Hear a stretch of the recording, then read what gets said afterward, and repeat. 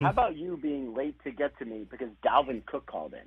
Yeah, it's pretty great. I'm pretty good at this. Well, I would certainly not say that. I'm just saying, if there's any reason to get to me late, Dalvin interrupting your show is a pretty solid one. I would agree with that. Well, let's talk about Dalvin because we talked about his shoulders healed up now. He had the surgery. He's feeling a lot better. His doctor, he said, has pretty much cut him loose to do everything. He said he's been getting blown up by everyone in the NFL. Did not want to name names. Said we're going to keep them all anonymous based on what you know, Ian Rapoport. Where do we stand on one of the highest profile players to be released in recent years in his free agent journey?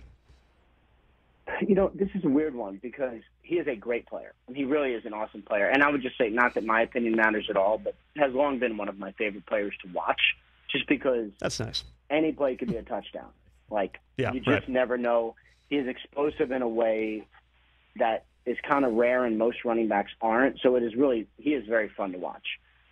Even though he is very coveted, I am still not sure the money is going to be outrageous because running backs make what they make. I mean, Miles Sanders, I think I'm right about this. Miles Sanders was the highest paid running back in free agency this year and got $6 million a year, and I thought that was a really, really good deal. So my guess is Dalvin gets somewhere around there. Anything more is a great job. I would also imagine, there's a couple teams that probably right now are like, hey, could I use a really good running back? Miami, Denver, some other. And then after those, I would say look at the really good teams who might be one piece away. Mm-hmm. Who might be, maybe they're not at the top of the market, but any of the 10 teams who you think are going to make the playoffs all could probably use him.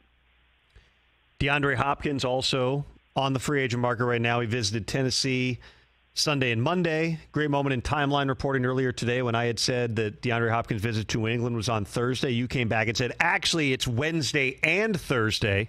So I stand corrected on that. Obviously, he has to fly in at some point. That would be Wednesday, and then Thursday now, is most of the You didn't visit. tweet it, though. I didn't see I said it on TV, on the network that you're on. So thanks for watching Total Access last night. Jude had a baseball game. I was coaching at that moment. The Around the NFL account tweeted it. There's various ways that you could find out this information. But, all right, Hopkins, you know the situation there. Tennessee, there was no offer yet. Certainly seems like that's a logical fit. There's also connections in New England.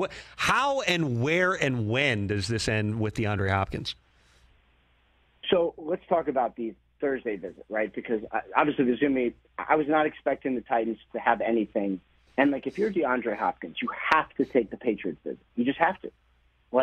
Unless Tennessee's going to offer you $20 a year, you have to do the Patriots visit. So either way, nothing was happening there yet.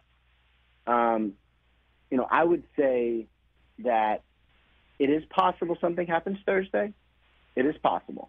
And you know that DeAndre Hopkins is not going to visit really anywhere unless he knows that a team is going to kind of sort of be around where he wants money-wise, right? He's not getting on a plane, obviously flying in Wednesday.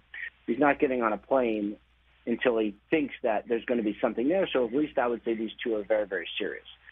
It would make a little more sense to me, and I would say similar to Dalvin, just wait. You never know what could happen in the offseason. You never know what needs can be created. Could always be an injury. Also, if you sign Thursday, what's the difference? You're not going to be practicing for a month and a half anyway, so waiting actually makes sense. Last thing for you, Ian Rapoport, because I know you got to run to do the big NFL Plus Inside Mini Camps show. You can sign up on NFL.com for that. Very good content from our friends at NFL Media for the next couple of hours here. Saquon Barkley's comments on Sunday certainly, I think, pointed out that they are not close. They're not really on the same page right now in terms of the negotiations, but at least, as I keep saying, there are negotiations, which is not always the case with franchise tag players. Where does this end with Saquon Barkley, and what's the number in your mind that it takes to get this done?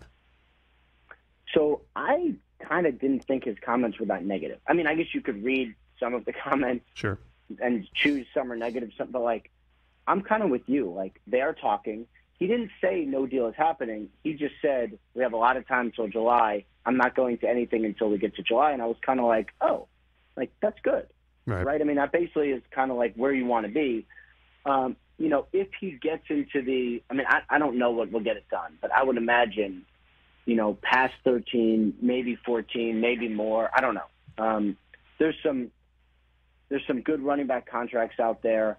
There are players who are worth it. I believe he is a player that's worth it. I also believe the Giants are not going to extend past their comfortable. To me, there is a deal to be made here. I don't know if it's going to happen, but at least they are speaking the same language, and both sides want the same outcome, which is for him to be there for a while. So we'll see what happens in July, but at least there is a shot. Catch the Rich Eisen Show every single day on the Roku channel, 12 to 3 Eastern, for free.